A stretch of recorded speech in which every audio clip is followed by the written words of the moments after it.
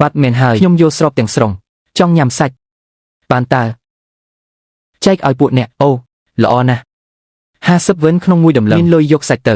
50វិនហ្នឹងមិនក៏ឯងមិនទៅប្លន់តែម្ដងទៅមែនហើយតម្លៃ50វិនរបស់ឯងនេះថ្លៃជាងនៅផ្សារដល់ទៅ3ដងឯណោះពិតមែនហើយចាងតាសៀនឯងនេះពិតជាឆ្លៀតឱកាសប្លន់មែនឯងគួរតែចែកឲ្យគ្រប់គ្នាដោយមិនគិតខ្លាចមិនមែនថាមិនឲ្យលុយទេចង់បានសាច់តើឯងកំពុងគិតអីហ្នឹងឯងគិតថាខ្ញុំជាមនុស្សល្ងងមែនទេអ្នកទាំងអស់គ្នាកុំខ្លាចគេមានតែម្នាក់ឯងទេពួកយើងមានគ្នាច្រើនយ៉ាងច្រើនពួកយើងសម្រុកចូលទៅដណ្ដើមយកសក្តានុពលមកឲ្យគេសំបីតែបន្តិចអាដូអើយ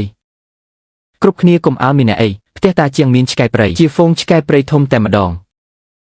ពិតមែនឬឯងលេងសាច់មែនទេតាជាងនិយាយអ្វីមួយមកមើលតើផ្ទះឯងពិតជាមានឆ្កែព្រៃមែនឬអត់អូយពិតជាមានឆ្កែព្រៃមែនអូនិយាយមកអូយពិតជាមានឆ្កែព្រៃមែនជាមិនគ្រប់និយាយបាញ់មិញឃើញខ្លាំងណាស់តើខ្ញុំចង់ដឹងថាតើអ្នកឯងដណ្ដើមបានសាច់មុនឬក៏ត្រូវឆ្កែព្រៃរបស់ខ្ញុំខំស្លាប់មុនឆ្កែព្រៃទាំងនេះហាក់ដូចជាចម្លែកណាស់ជាធម្មតាឆ្កែព្រៃឃើញមនុស្សច្រើនកាន់ចន្លុះបែបនេះប្រកាសជារត់បាត់អស់ហើយប៉ុន្តែសត្វទាំងនេះបែរជាមិនខ្លាចទៅវិញហើយហាក់ដូចជាស្ដាប់សម្ដីមនុស្សបានទៀតផងដូចជាត្រូវចាងតាជាងចិញ្ចឹមនៅផ្ទះអញ្ចឹងឆ្កែព្រៃមានចរិតសាហាវពិបាកនឹងបង្ក្រាបណាស់ពួកវាសុកចិត្តដាច់ពោះស្លាប់ក៏មិនព្រមចុះចូលជាមួយមនុស្សដែរតើអាចនឹងត្រូវគេបង្កាត់បានដោយរបៀបណាហេតុអ្វីនៅពីក្រោយហើយប្លន់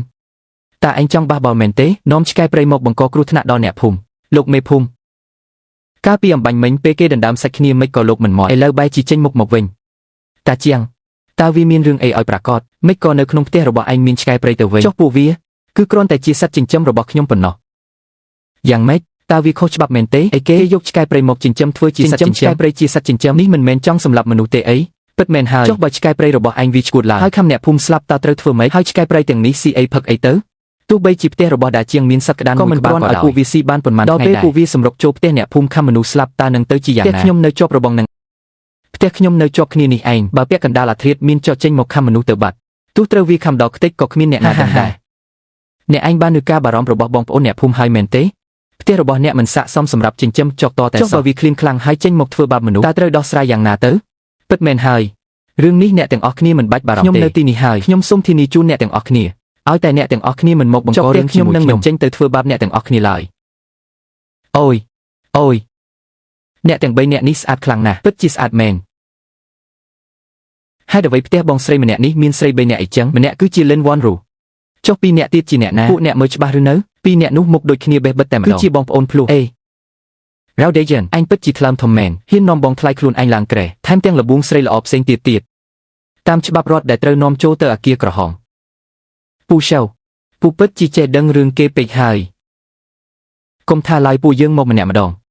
សូម្បីតែពូយើងមកជាមួយគ្នាក៏ពូមិនអាចមកចេះដឹងរឿងពូយើងដែរបងប្អូនស្រីទាំង3បានរៀបការហើយចំពេលយប់នេះមានមនុស្សច្រើនខ្ញុំនឹងណែនាំអ្នកទាំងអស់គ្នាឲ្យស្គាល់ពួកគេទាំងពីរគឺជាប្អូនស្រីរបស់ខ្ញុំម្នាក់ឈ្មោះវ៉ានីលម្នាក់ទៀតឈ្មោះវ៉ាន់ថិន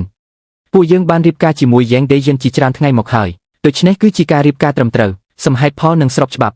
ពួកគ្មានសិទ្ធិមកចេះដឹងទេមែនទេបើសិនជាអ្នកទាំងអស់គ្នាមិនជឿអាចទៅសួរលោកម្ចាស់នៅទីប្រជុំជនសែនឆាបានអាចធ្វើជាសាក្សីឲ្យពួកយើងបានអូបើមានលោកម្ចាស់វងធ្វើជាសាក្សីហើយនោះប្រកាសជាគ្មានបញ្ហាអ្វីទេប៉ុន្តែចុះចប់ព្រៃនោះចប់ព្រៃខ្ញុំបាននិយាយហើយឲ្យតែអ្នកទាំងអស់គ្នាមិនមកបង្ករឿងជាមួយខ្ញុំ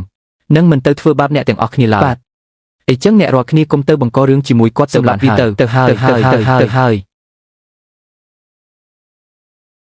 យ៉ាងម៉េចដែរចង់នៅញ៉ាំអីបន្តិចទេ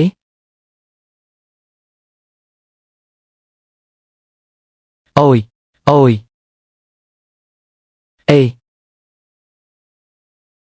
សមិទ្ធចេញមកសមិទ្ធម្ចាស់